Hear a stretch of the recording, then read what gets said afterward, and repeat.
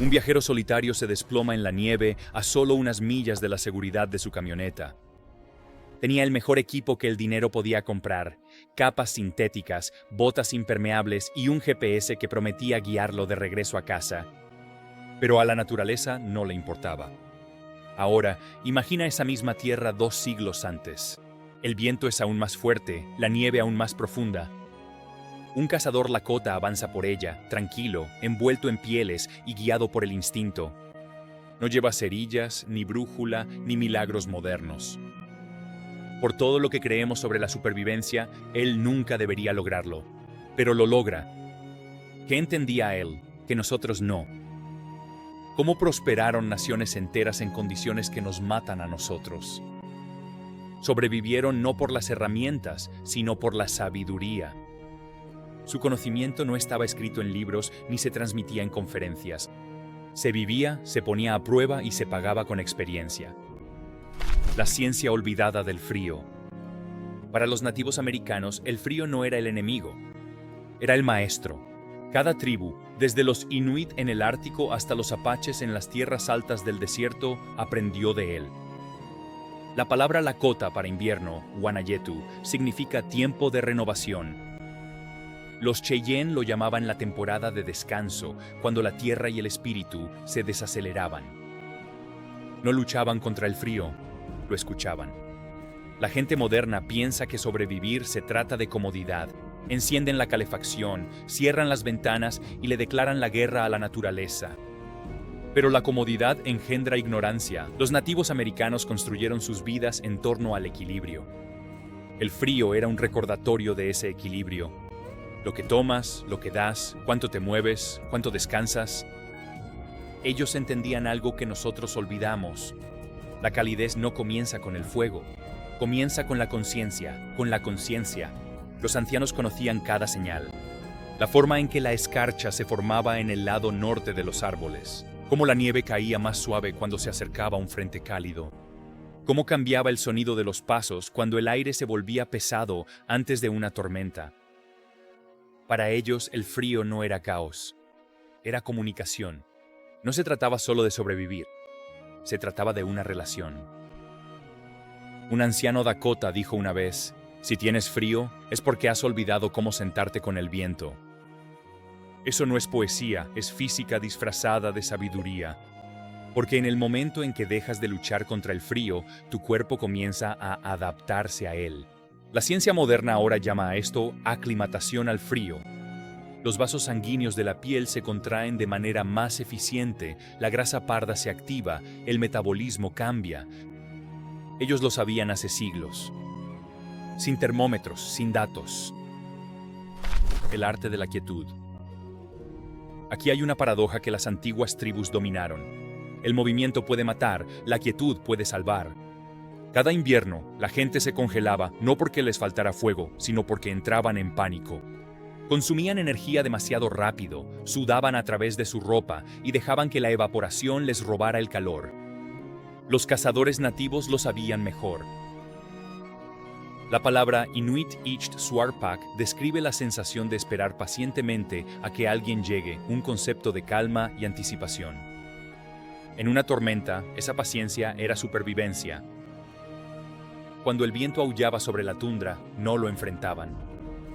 Se agachaban, cubrían sus rostros con piel y esperaban. Un cazador Sioux en las llanuras podía permanecer inmóvil durante horas, conservando cada caloría. Sabía que cada latido del corazón era un destello de calor y que el pánico era el verdadero asesino. La quietud no era debilidad, era estrategia. El consejo moderno dice, sigue moviéndote para mantenerte caliente. Eso solo funciona si controlas tu sudor. Una vez que tu ropa está mojada, estás acabado. Las tribus resolvieron eso siglos antes de Gore-Tex. Su regla era simple. Nunca sudes en invierno. Muévete despacio, respira despacio, piensa despacio. Los Lakota, envueltos en pieles de bisonte, sabían cómo dejar que el frío pasara sobre ellos en vez de a través de ellos. Incluso sus prácticas espirituales reflejaban la ciencia. En las ceremonias de invierno, el silencio era una forma de respeto. No solo para los espíritus, sino para el cuerpo. La meditación no era cuestión de paz, sino de termorregulación. Una mente quieta mantiene un corazón quieto, y un corazón quieto conserva su calor. Las capas vivas. Las marcas modernas de ropa para exteriores presumen de sus sistemas de múltiples capas, como si hubieran inventado el concepto. Pero siglos antes de que existiera Patagonia, las tribus de toda Norteamérica ya habían perfeccionado el mismo principio, usando materiales que en realidad cooperaban con la naturaleza en vez de intentar superarla. Toma al cazador Lakota, por ejemplo. Su primera capa no era de poliéster, era de piel de ciervo curtida con cerebro. Suave, transpirable y cálida. No atrapaba la humedad. La dejaba moverse. La segunda capa podía ser una túnica de piel de conejo cosida con el pelaje hacia adentro, atrapando diminutos bolsillos de aire que funcionaban como un abrigo de plumas natural. Luego venía la capa de bisonte, el santo grial del calor en la frontera. 40 libras de pelo denso y aceitoso que podía detener una ventisca en seco. Y aquí está el secreto que los excursionistas modernos siempre pasan por alto. No era el grosor lo que importaba, era el aire. Ellos entendían que el calor no lo crea la tela, sino los bolsillos de aire inmóvil que ésta atrapa. Eso es física, pero no necesitaban leerlo en un libro de ciencia. Lo vivían. Cuando las tormentas de nieve cruzaban las llanuras, las familias se reunían bajo mantas de búfalo tan gruesas que eran prácticamente ecosistemas. Debajo de esas pieles, la temperatura del aire podía subir hasta 40 grados más que afuera. También sabían cómo ventilar el calor, aflojando las mantas o cambiando de capas para mantenerse secos. Incluso las tribus de regiones más cálidas practicaban el uso de capas. Los navajos usaban mantas y cobijas de lana tejidas con la lana de ovejas que habían criado durante generaciones. Cada fibra era cuidadosamente lavada con raíz de yuca para mantener su lanolina, el aceite natural que repele la humedad, la lana, la piel y el aire. Juntas, formaban una barrera viva que respiraba como las personas que la llevaban puesta. Su filosofía de diseño era simple. Si la naturaleza lo creó, probablemente es más inteligente que tú. Hogares que respiraban con la tierra. Si le pidieras a un arquitecto moderno que diseñara un refugio de invierno sin electricidad, vidrio ni aislamiento, entraría en pánico. Los nativos americanos construyeron cientos, cada uno perfectamente adaptado a su entorno. En las llanuras heladas, el tipi Lakota se alzaba como una paradoja, abierto en la parte superior pero cálido en el interior. El secreto no era el aislamiento bruto, sino la circulación. El agujero para el humo permitía que el aire caliente subiera y el aire frío saliera, mientras que las paredes inclinadas desviaban el viento. ¿El resultado? Un microclima autorregulado que podía mantenerse cómodo con temperaturas que diferían hasta en 50 grados. Más al norte, los Cree y los Ojibwa construían wigwams abovedados de ramas jóvenes cubiertos de abedul, corteza y esteras.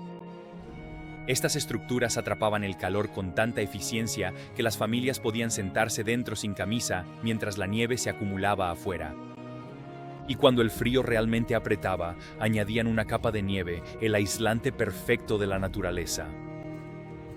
Luego estaban los albergues de tierra de los Mandan, Pawnee e Hidatsa. Imagina una cúpula de 6 metros de ancho, medio enterrada en el suelo, con un fuego en su centro. El grueso techo de tierra absorbía la luz del sol durante el día y la liberaba lentamente durante la noche. Arqueólogos que las reconstruyeron en Dakota del Norte midieron temperaturas interiores cercanas a los 15 grados, mientras que afuera bajaba de 0. Incluso en los desiertos altos del suroeste, los Hopi y Zuni usaban pueblos de piedra para equilibrar el calor y el frío. Las gruesas paredes de adobe atrapaban el calor del día y lo liberaban por la noche, manteniendo temperaturas casi constantes. Lo que unía a todas estas viviendas no era el material, era la filosofía. Fueron construidas con la tierra, no sobre ella. Cuando el viento cambiaba, cuando la estación variaba, la estructura respondía de forma natural. Contrasta eso con las casas modernas, cajas herméticas que atrapan aire viciado, resecan la piel y dependen de un calor artificial interminable para solucionar los problemas que ellas mismas crearon. Nos aislamos del planeta y luego nos preguntamos por qué nos sentimos desconectados de él. Fuego sin chimeneas. Para la mayoría de nosotros, el fuego es un interruptor, un encendedor, un botón, un flujo de gas, pero para los nativos americanos era una relación.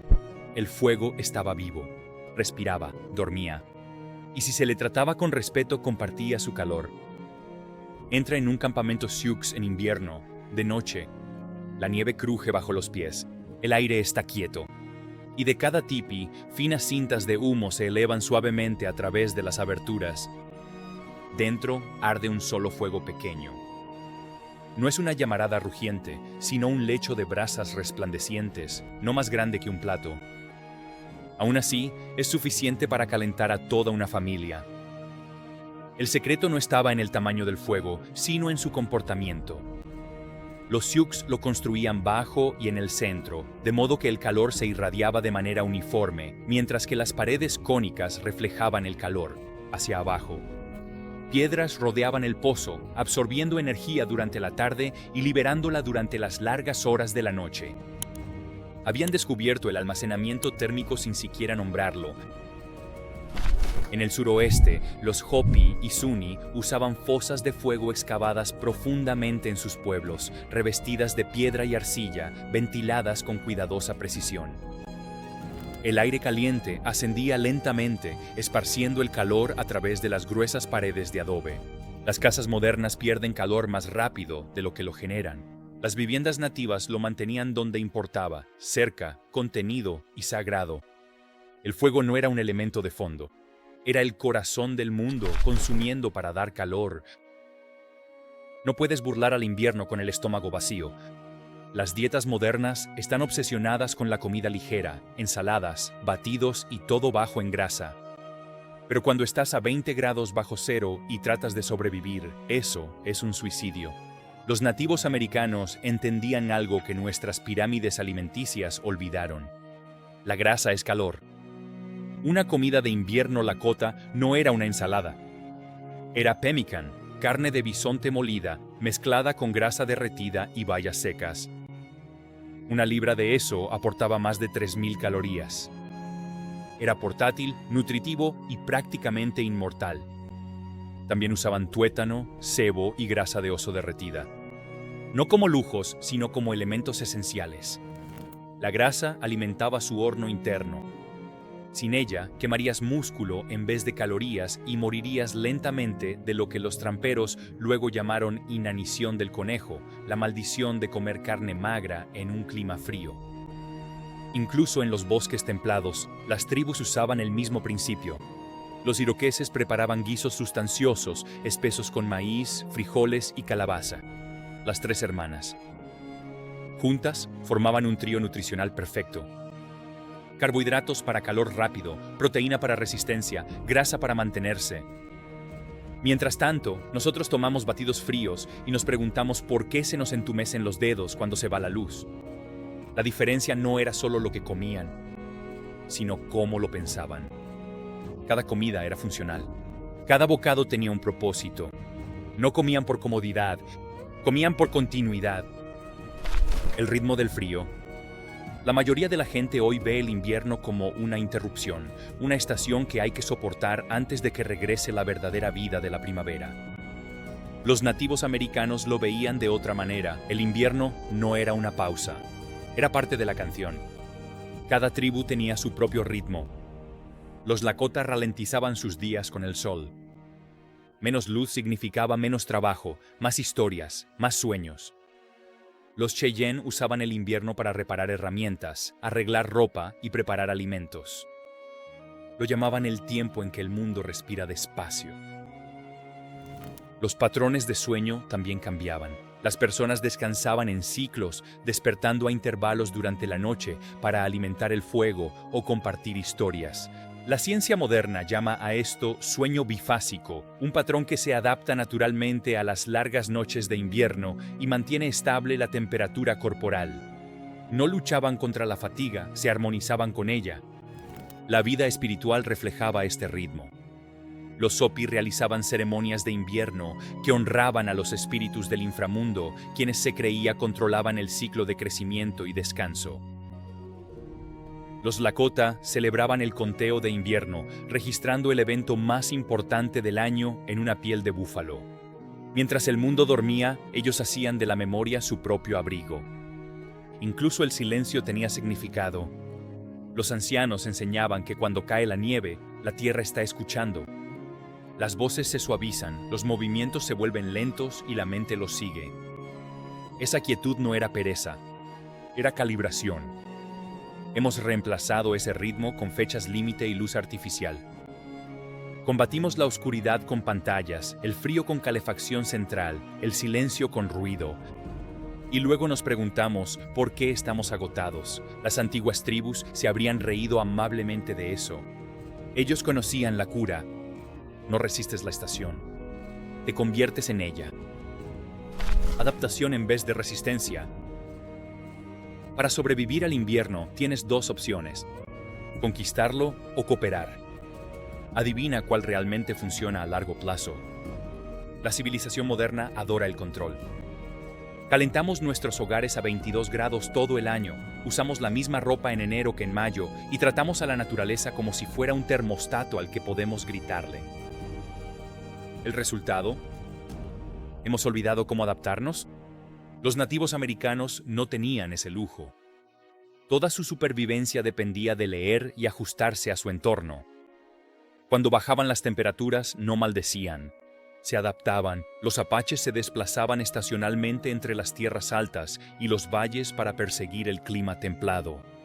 Los navajos utilizaban mantas de lana no solo como cubiertas, sino también como aislante flexible. Podrían usarse para llevarlos puestos, envolverlos o colgarlos, según la necesidad. La adaptación no fue solo física, fue una locura. Los Lakota consideraban que el frío era purificador y no cruel. Los baños fríos rituales eran comunes, especialmente entre los guerreros jóvenes, que creían que soportar las heladas fomentaba la disciplina y la fortaleza espiritual. No era masoquismo, fue un entrenamiento. El mismo principio que los atletas modernos redescubrieron en la terapia de frío ya era cotidiano para ellos. Y aquí está la cosa. Su adaptación no fue frenética, fue fluido. No buscaron la comodidad, bailaron con condiciones. Si la nieve llegaba temprano, la recibían con agrado.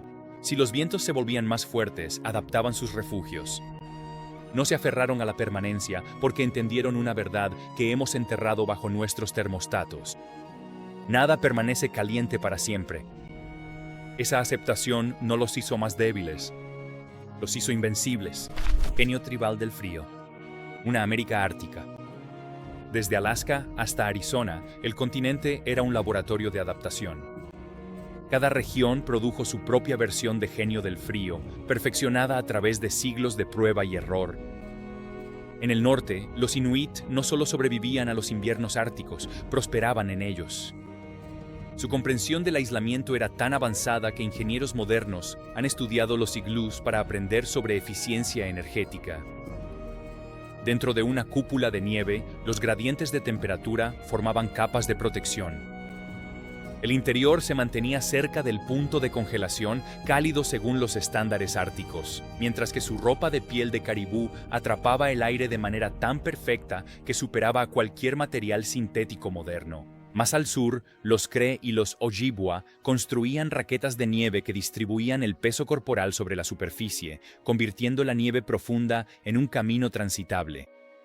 Sus mocasines eran de doble capa, piel de ciervo por fuera, piel de conejo por dentro y siempre rellenos de hierba seca para mayor aislamiento. Podían marchar durante horas por bosques bajo cero sin sufrir congelación. A lo largo de las grandes llanuras, los Lakota, Crow y Cheyenne transformaban pieles de bisonte en fortalezas portátiles. Una sola capa podía pesar 40 libras, pero valía su peso en vida. Incluso sabían cómo curtir las pieles para maximizar las fibras huecas que atrapaban el aire. Cuando los exploradores los conocieron por primera vez, no podían comprender cómo la gente podía montar a pelo a través de tormentas de nieve. La respuesta era la física, disfrazada de tradición. En el suroeste, los Hopi y Zuni enfrentaban un tipo diferente de frío. Noches desérticas que caían por debajo del punto de congelación. Sus viviendas de adobe equilibraban el calor y el frío mediante la masa térmica. Durante el día, las gruesas paredes absorbían la luz del sol. Por la noche, la liberaban de nuevo al interior. El resultado era un hogar que se mantenía cálido, sin necesidad de fuego. Aún así, nuestros hogares inteligentes todavía luchan por replicarlo. Y en los bosques de montaña, los Shoshone, Nez Percé y Ute se adaptaron mediante el movimiento. Construían refugios portátiles, vestían pieles de ciervo en capas y dominaban el ritmo de la migración. No hibernaban, se reubicaban. Cuando llegaba el frío, seguían el calor, como el agua sigue la gravedad. El patrón era universal. Observar, adaptarse, repetir. Lo que olvidamos. Avancemos 200 años. Tenemos calefacción central, mantas eléctricas, ventanas de doble acristalamiento y ropa hecha de polímeros de última generación. Y aún así, cada invierno, personas mueren de frío a menos de 1 milla de la ayuda. Pensamos que la supervivencia depende de la tecnología. Ellos sabían que dependía de la conciencia. Pensamos que el calor proviene de las redes eléctricas. Ellos sabían que proviene de la armonía. Entramos en pánico cuando se va la luz. Ellos escuchaban la oscuridad y aprendían de ella. El mundo moderno ha olvidado más sobre el frío de lo que las tribus antiguas alguna vez necesitaron aprender. Hemos confundido la comodidad con la seguridad y la innovación con la inteligencia. El resultado es una generación físicamente protegida, pero mentalmente frágil. Personas que nunca han sentido suficiente frío como para entender lo que realmente significa el calor. Los nativos americanos no solo soportaban el frío, coexistían con él. Lo respetaban porque revelaba la verdad. Cuando estás rodeado de nieve y silencio, no hay lugar para fingir. O te adaptas o desapareces. Esa humildad, la disposición a aprender de lo que puede matarte, es lo que hacía tan profundo su conocimiento. No se trataba de desafío, se trataba de respeto.